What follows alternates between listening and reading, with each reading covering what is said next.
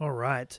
Welcome, beautiful people, to a bit of a different video today. This is more of just an introduction-like video to a game that I'm going to be playing and posting on this channel, hopefully sooner rather than later, but we'll see how we go. So this game is called Deceive Inc. If you are a continuous watcher of my channel, you might not know about this, which is why I'm doing the video, because it's very different to anything that I'm used to playing on the channel. Also, it's actually very different to what I'm used to playing off the channel, so this is a heaps different game for me, so I want to give a bit of a rundown of what it is, how it works, because I'm sure if you watch the video, you're going to be thinking, what the fuck is going on? I remember when I first posted some Evil Dead videos, I had a few people tell me just like, I got no fucking clue what's going on, but it's happening. So basically, this is a game where you are one of, I think, up to 10 spies, so 10 players can be in one match.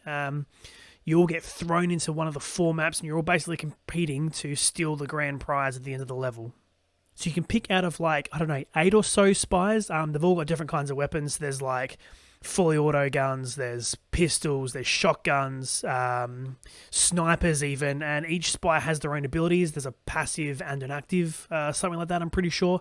You also get to pick a loadout, which includes a couple of 2 equipment items. For example, one of them you can copy an inanimate object, and then you can later transform into that to like hide within the level.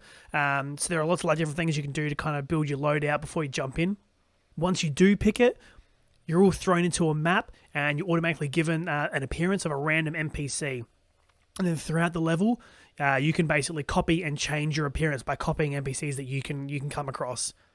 And as you're playing, you'll see different staff members of the map that you're in.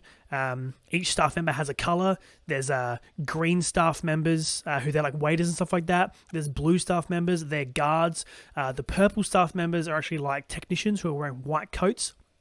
And then there's like these VIP people who are basically the gold, which is the top color that they can do whatever they want because they're VIPs. So each of these colors kind of represents the doors and the areas that they can go in throughout the map. For example, the green staff members can go in the green doors, but they can't go in anything higher. The blue guards, they can go in guard doors, lower doors, which is staff doors, but nothing higher. And then you step up to purple, which is the technicians. They can actually go into anything below them, but not the top gold one. And the VIPs, they can go anywhere because they don't give a fuck. They're VIPs. I guess they're super rich or some shit. So as you're playing, you're kind of like copying their colors, so you make sure you're the right cover to go into the area you're going into. Because if you're not a guard, but you're in a guard area, like the guards will look at you and be like, bro, what the fuck are you doing? And if there's another player there, they'll be like, bro, what the fuck are you doing? And then they'll just start shooting you. And if you get shot or if you shoot, your cover's blown and you go back to your normal spy's appearance. So obviously everyone can see you, and you got to kind of lay low for a few seconds and let your cover regain. So as you're running around, you're collecting data, which is basically the biggest thing in this game. Data gets you everything. It gets you like extra perks throughout the game, and it's also used to open all the doors. It's basically used to do everything. It's used for healing, used for getting more ammo, all that kinds of stuff. But you can actually get cards, like colored cards. They're like key cards. So you can get like a green key card to open the green doors, and then everything for each color, so you can get a green, blue, purple, gold key card to get you into the extra special areas, so then you can save your data for some other stuff that you might need, like ammo or healing. You can also use your data to open these little vaults, which will have, again, the same colors. There's a gray, I think, at the start, so there's gray, green, blue, purple, then gold.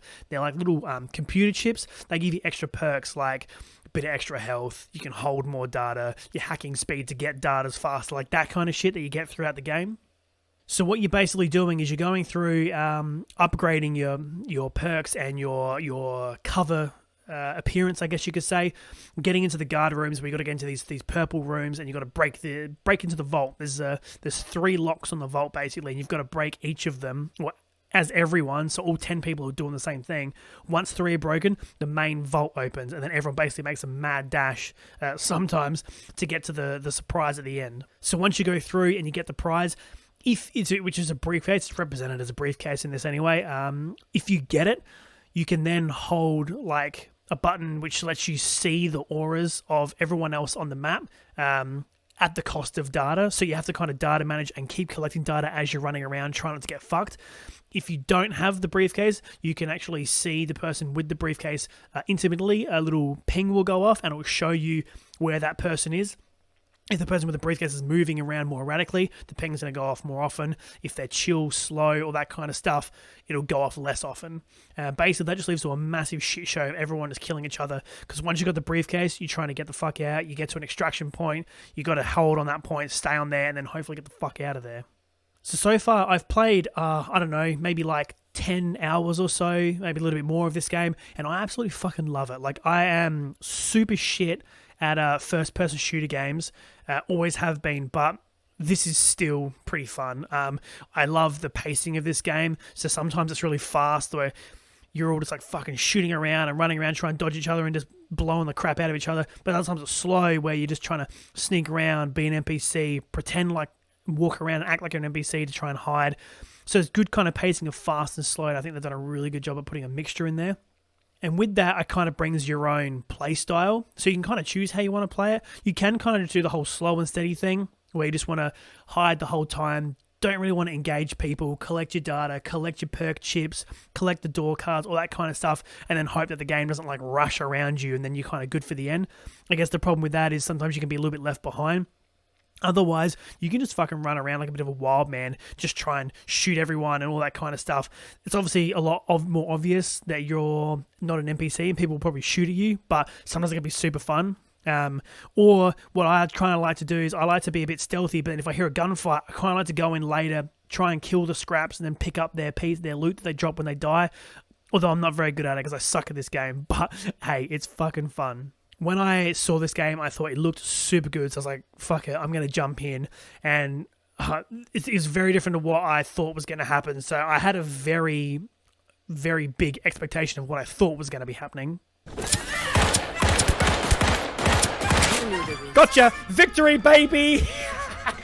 But then when I jumped in and actually started playing, it was very apparent how this game is going to go a good fucking 98% of the time. Oh, there was someone behind me. No, you motherfucker. There was another one. Fuck. God damn it. But having said that, this game has been awesome fun, and I do want to play it and put some videos on YouTube. Just a little extra stuff, because I'm playing this game a fair bit now anyway, so I figured if I get some good games that are interesting, probably wins. I'm not going to put all my shitty losses, because they're in abundance. So when I get a good match, I'll throw it up on YouTube.